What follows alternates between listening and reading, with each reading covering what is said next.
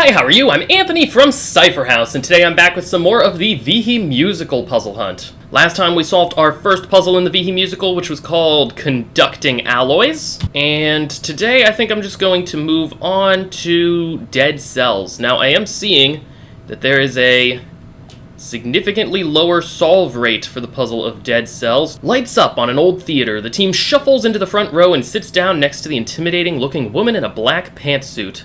Mama Morton, they said you'd be coming by. Have a seat. Get ready for the show. You, the show? Mama Morton, snickering. Damn right. I hope you know how to tango. These 6 cons think they know their way around this game called life. Are they one step ahead, or will we see them die in prison? Okay, so this is a theme that comes up quite a bit in puzzle hunts. It's something called, I believe, Conway's Game of Life. I'm pretty sure that's what's being hinted at here. That probably in addition to the use of the word cells. Cell block A. I don't know if that's just pointing at this one specific cell, or if it's pointing at the entire grid. We have a bunch of keys. I wonder if we're just going to be required to fit these into the grid? Pop. Pop. This actually seems to be a bunch of mini puzzles. Okay, I think I see. So there are 6 puzzles down here that have locks, and we have a list of keys. So this is actually a bunch of mini meta puzzles where we have to use some of our keys. Bernie likes to chew gum. No, not chew. Pop. Chew pop. Chew pop? That's capitalized. I feel like it's supposed to be a hint of some kind. There's 6 rows to this grid, and each row has 4 cells. So I'm wondering if each of our 6 keys that I'm assuming associate with these clues in some way, I'm wondering if we need to take a 4-letter substring from them. Or maybe they're each associated with, like maybe it's a Michael Jackson song, and our key is like song, and then we need a 4-letter Michael Jackson song. Michael Jackson was known as the king of pop. Maybe these are all things associated with pop in some way, or chew? I don't suppose king's one of our keys, is it? Oh, well, we do have king of soul. Hold on, where is it? King of soul is an answer. I'm gonna tentatively put that over here. I wonder if we are replacing a 4-letter word from some of our keys, or a 4-letter substring from some of our keys with the word pop to get a description for one of these. Yeah, a frozen treat I think is an ice pop. I see we have Iceland down here. Fill again. Repopulate, maybe. It has to be re-something. Yeah, I see reformulate as an answer. We also have toaster snack. Is it Pop-Tart? We need something that ends in tart? Yeah, bad start. Alright, so I assume our 4 letters that we replaced with pop are what go into this grid over here. For repopulate, pop covered form, so I'm going to put form in this row. That makes 9 in F and 2 in O. So we have a word suds in the middle. This first one's probably going to be soda. So I'm going to replace the one with an S. That means we're replacing some 4-letter string that starts with an S with pop to get liked. So let me see if I can find something that fits that criteria. Yeah, it's singular. We're taking singular and replacing it with popular. Okay, so what do we think this last row is giving us? Soda, suds, maybe fizz? Maybe it's going to be 5, as in 5 letters. So that means we would need to replace EV with pop to get olive lover. Yeah, okay. This is talking about Olive Oil, who's a character from Popeye the Sailor Man. It's Popeye's girlfriend. So we are taking Evil Eye, and it becomes Popeye. So we need soda suds 5 to give us a 5-letter answer for soda suds. I'm wondering if it's froth? That is a correct sub-puzzle answer. Sweet. Okay, so we are on to the next puzzle, which is called 6. It looks like these might be our puzzle answers that we need for this puzzle. They're each of unique length, but then they need to change in some way to what goes over here. I'm wondering if I should be looking for like a specific letter that goes in these cells. Airsat's Elevator was a book from a series of unfortunate events, and if memory serves, there's actually a decent chance that it's the 6th book in that series, so I'm just gonna look it up real quick. Just to see. It is the 6th novel. Okay, so maybe I'm looking for things that are the 6th in their series. This is 14 letters. And I don't have space for 14 letters anywhere. 5 golden rings. Is there anything else in here that could be part of like the 6th thing in a set? The Fast and the Furious? That doesn't seem right. That would be the first one, wouldn't it? Yeah, I'm not having any great ideas for 6 at the moment, so I'm going to take a peek at the next one that's called Squish. We've got, in the original puzzle, a bunch of maybe cans? Would we say these are cans? Definitely cylinders, and we have knives. We need 7 answers. Oh, we also have pictures. That was almost bad. I almost missed those. We're cutting into an annoying orange. Okay, I'm gonna have to use Google Lens to try to identify some of these. Let's start with this one. Okay, yeah, this is the Bone Hydra in the video game Hades. Let me see if Google Lens knows what this is. Actually, is that a Dementor? Oh no, that's Voldemort on the unicorn in the first Harry Potter, right? Let's see if we can identify this scene with a bird. Monty Python I'm seeing. Okay, then we have a foot. Is this like a famous foot? And then we have this pumpkin. And you know, I didn't actually notice that some of these cans have like red running through them. We do have a pumpkin in one of our answers. Oster. There was another series of unfortunate events books called the Oster Academy. Maybe it's one of the pairs things. Could it be Oster Academy and Airsat's Elevator are part of one of these pairs in Uh-Oh? We also have this puzzle Cicero. 3 answers plus an extra one. Then we have the puzzle Lipshits, which has 9 answers that we need. He was a real artistic guy, but he was always trying to find himself. He'd go out every night looking for himself, and on the way, he found Jackson, John, George, Edward, James, Grant, Jasper, Edvard, and Judy. I feel like I've heard something just like this before. Oh yeah, it's the Cell Block Tango from Chicago. Okay, that's also where I've heard Lipshits before. Pop. 6, Squish, Uh-Oh, Cicero, Lipshits. Oh, so the whole thing is just based on the Cell Block Tango. So this lyric from the song is almost the same, except the names of the people are different, and there's 9 of them, just like we have 9 answers. So I think each of these people is somehow going to relate to one of our answers. What's with Edvard? Edvard Munch was a painter. He was an artistic guy. So I think Edvard Munch could be what I'm looking for with Edvard. Maybe I'm looking for painters. Gnaw. Gnaw means munch, doesn't it?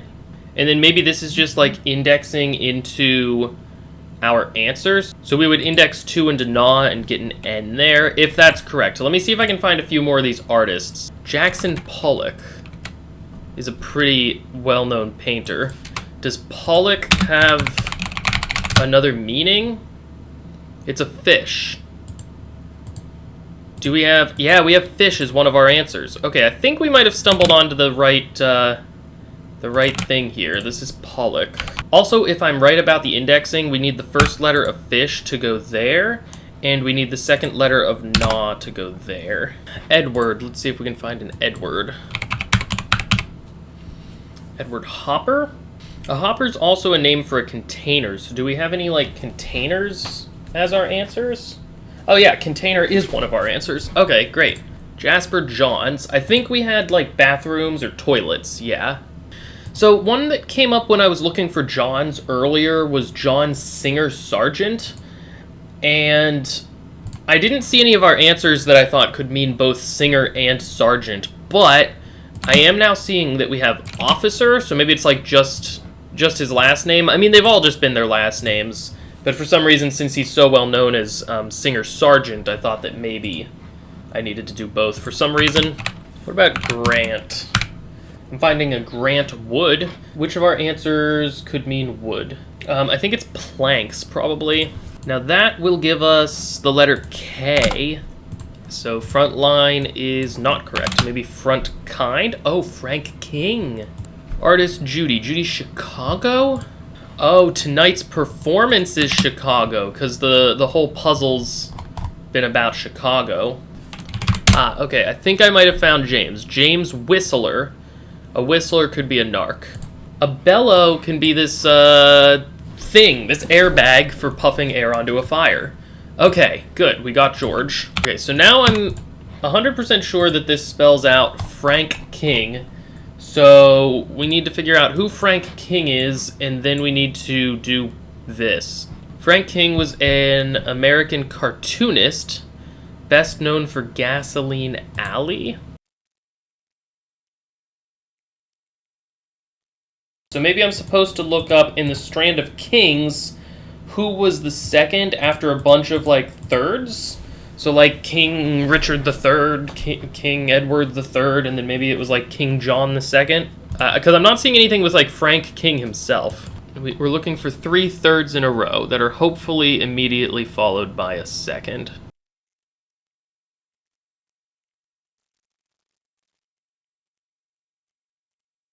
List of Frankish kings. Is there any chance? This is looking promising. We have 3, 3, 3, 2, 3. I think we need Childeric. Childeric. Is that our answer? Please tell me that's our answer. That is a correct sub-puzzle answer. Oh, thank goodness. I was sitting here for so long looking at British kings, and then I'm like, it's just not here. So I switched to, like, Belgian kings, and then Denmark kings. I'm like, how am I supposed to know which country's kings I'm looking at? And then I just decided to search Frank, and Frankish kings came up. What is NB? I still don't know what NB is. Kings of Neustria and Burgundy, apparently. And keep in mind, that's only 2 of our 6 mini puzzles. But I'm hopeful that by removing these 9 sub-answers, maybe it will be a little bit easier for us to notice some other similarities between our remaining answers. Could be about double letters? I'm seeing a lot of our answers possibly having double letters. Feels like I ran out of possible answers quicker than I would have liked. Alright, I'm not sure if I'm seeing something here or not. There's a bunch of words that have, like, repeated bigrams, but they're put around something in between. In a few cases, it's a single letter, like Tasmanian Devil has an on both sides of the letter I. Sometimes it's another bigram, like tomato has M-A in the middle of the 2. For 6, since we're doing things with different lengths, I thought it might be useful to sort the answers by length. We don't have any 9s. Nothing is of length 9. So it's not as easy as just putting these things directly in. Alright, what can I learn about Cicero? SPQR. This looks like this symbol in the Cicero puzzle. So what is that? SPQR is an initialism for Senatus Populus K Romanus, which means the Senate and the people of Rome. Ah, maybe it has something to do with Roman numerals. I wonder if they're answers that are 3 sets of Roman numerals separated by stuff. I'm having trouble understanding how I'm supposed to split up my Roman numerals into 3. Yellow, red, and green. Maybe it's things that are that color, so like broccoli's green. I need to be able to see all my keys together, I think. See, now I'm starting to see a bunch of things that could have no come before them, which could still work for the puzzle Like means no. So we have things like no contest, which doesn't feel like a coincidence. No frills, no go, No good. No nonsense. No nonsense could be rational. And no good could be sinful. Is this how we're pairing up these answers? I'm seeing no one could maybe be empty. No sweat. That's 7 things that no could come before. Do we think no contest could be I did it? Like, that's not really what no contest means, but they're kind of both things you might plea in court. No sweat is piece of cake, for sure. No-go might just be don't? Ah, do these each have a unique length? So would no-go be first, followed by no-one, then no-good? Do we have a length 5? No sweat. Length 6 is frills, 7 is contest, and nonsense is 8. Okay, so that's probably the ordering. And then, is it just the first letters of these? Looks like it could be despair. So no contest for I did it, and no frills is Auster, I think. All right, let's see if despair is an answer. 2, 4. So not quite. We're almost there. We have to say no despair? Or despair is no hope. That's correct. Okay. Attack of the Clones is Star Wars Episode 2. We know Airsat's Elevator is the 6th. There are 5 golden rings. Do any of the rest of these have a specific number associated with them, maybe? Sunday is maybe the first day of the week? Fast and the Furious is part of a franchise.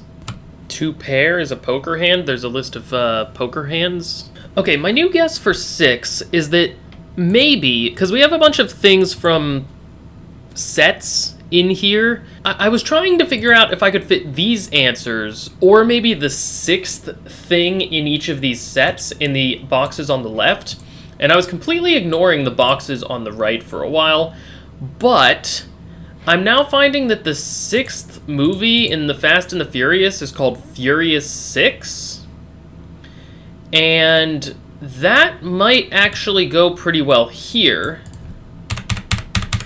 where it would be Furious and then the number 6. Actually, what's the 7th?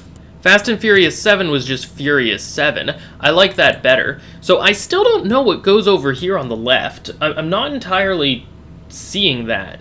But if we go 6 steps, which is represented by the 6 arrows in the title 6, after the Fast and the Furious, we get Furious 7.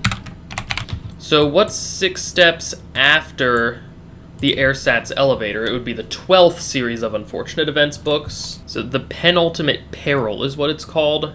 The 12 Days of Christmas from Golden Rings, we would need to go to Piper's Piping. Alright, Attack of the Clones now. That's episode 2, so we need Star Wars episode 8, which is The Last Jedi. What other series do we have? Sunday? 6 days after Sunday would be Saturday, right? So if we go 6 better than 2 pair, we get straight flush. And I don't actually know what my last set of 6 is. Maybe E Honda? Maybe it's like the list of bosses you fight or something in Street Fighter? Yeah, I don't see what the other set's gonna be, but it looks like this is gonna spell disgust. So in the off chance that we've solved this puzzle, let me just try disgust. It's a correct sub-puzzle answer. Okay. Yeah, I have no idea what these things on the left are. Oh, okay. It's a depiction of how many things total are in the set and which one we've been given. So Sunday is the first of 7 days. Attack of the Clones is the second of the 9 Star Wars movies. Okay, that makes sense now. So this one would have to be the second in a series of 8 things. Yeah, so we said E Honda was one of the 8 original playable characters in Street Fighter 2. So let me see if I can find a list of playable characters in Street Fighter 2. Maybe there's like an order to them in some way. Yeah, okay, E Honda's listed as the second on this list. I don't know, maybe this is like the game menu, how they're ordered there. So we need to go 6 later, which would be this Dalsum. Okay, I was taking a moment to fill in my answers up near our meta grid, and I think I had an idea as to what we're doing here. I said before, at the very beginning actually, that this was probably Conway's Game of Life, but I wasn't quite sure immediately how we were using our answers to populate the grid with black cells. I think, are there 26 columns? Yeah, and this is told to us that this column is cell block A, so really each of these can probably be given a letter, and we use our answers probably just in the order that they're given, because that's the order that they are said in the Chicago song. And so for the froth row, we're probably going to blacken these letters. So we still need 2 answers before we can run the Game of Life. I'm not entirely sure if I'm onto something or not with Squish. One of the things that came up most often when I searched for Squish was Squishmallows, and I originally kind of ruled it out because I didn't really see the relevance, but I'm starting to notice that a lot of these things that we have left, or at least a few of these things that we have left, are actual Squishmallows. Like, there's a whole bunch of different pancake ones, there's a broccoli one, and they have names. So I'm thinking maybe what I'm filling into this circle is the names of the Squishmallows, and maybe the things that are in red will spell out my pictures. I think the hardest thing is going to be coming up with 7 of these that are Squishmallows, because I don't even see tomato. Chinchilla's got to be in there, right? What about peanut butter? I don't see peanut butter.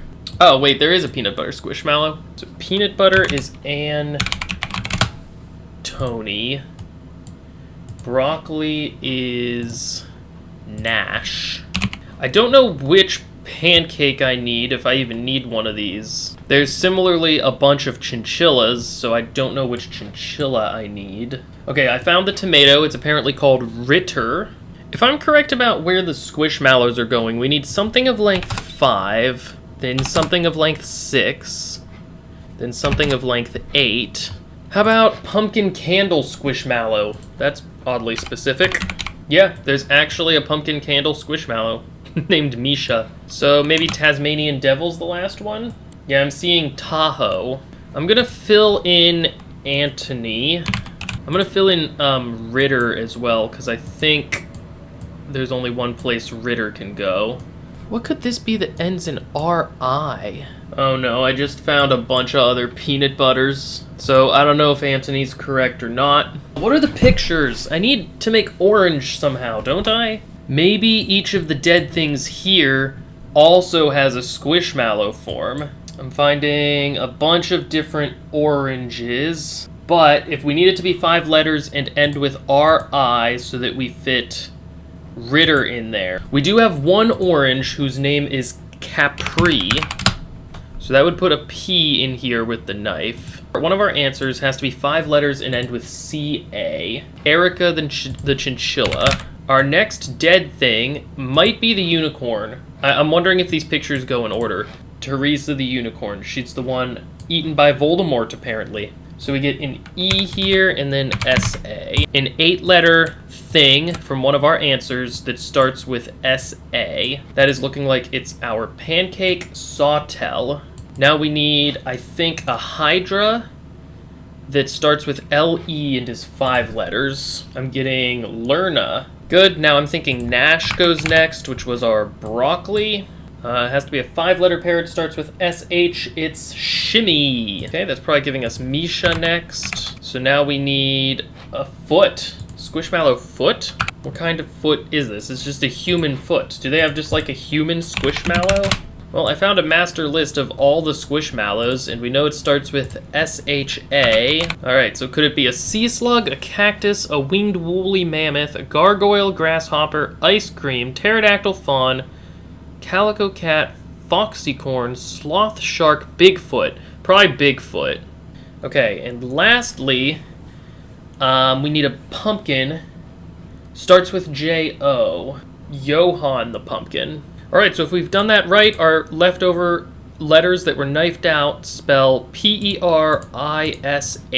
Let's see if Parish is correct for our sub-puzzle answer. That's correct. Alright, we only have one puzzle left, and it's Cicero. Our three, main answers are probably the long ones, with act being the plus extra one. I'm half wondering if act just gets put down here where the extra lock is. So how are we splitting each of these up into Roman numerals? We have CI at the very beginning of this one.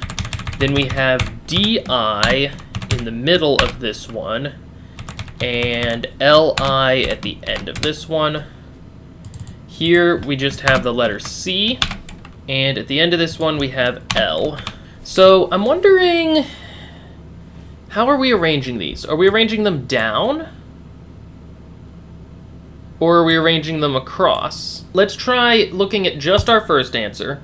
We're doing CI, which is 101. We're doing plus DI, which is 501. And then we're doing minus LI, which is 51. That gives us 551 as the answer. And if we were writing that in Roman numerals, we would get DVI. So perhaps that's what goes here on yellow? It doesn't feel very satisfying, though. What if instead we assumed this answer went in the first row? Maybe this answer always goes in the second row. I don't know how we would choose. I just kind of arbitrarily... Well, I don't have them arbitrarily here. I guess they're in alphabetical order. So for the first column, if we did CI plus C... That's 101 plus 100 is 201 minus 50. That gives us 151, so that would be CLI. That's looking somewhat promising for the beginning part of our answer. Let's keep going with the next column. So that gives us the number 1001, which would be MI, going around like that. Climactic is what it looks like it's going to be. All right, let's try climactic. This is a correct sub-puzzle answer. Sweet! We finally have all of our sub-puzzle answers. Alright, so this is the starting state for our game of life. It says that they're one step ahead, so I'm thinking maybe we only have to advance the game of life one step. The problem with this website is that there's no borders on the edge of the grid. So, I'm not 100% sure if this is going to work. Okay, so if this is our starting position, what's our next position? Yeah, that doesn't look like it. What if I just keep going for a minute?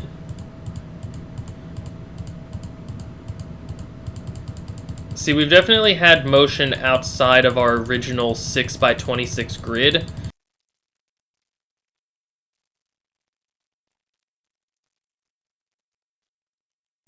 I forgot that Decode has a Game of Life runner, so maybe I'm going to try running this one, because doing it by myself didn't give me the results I needed.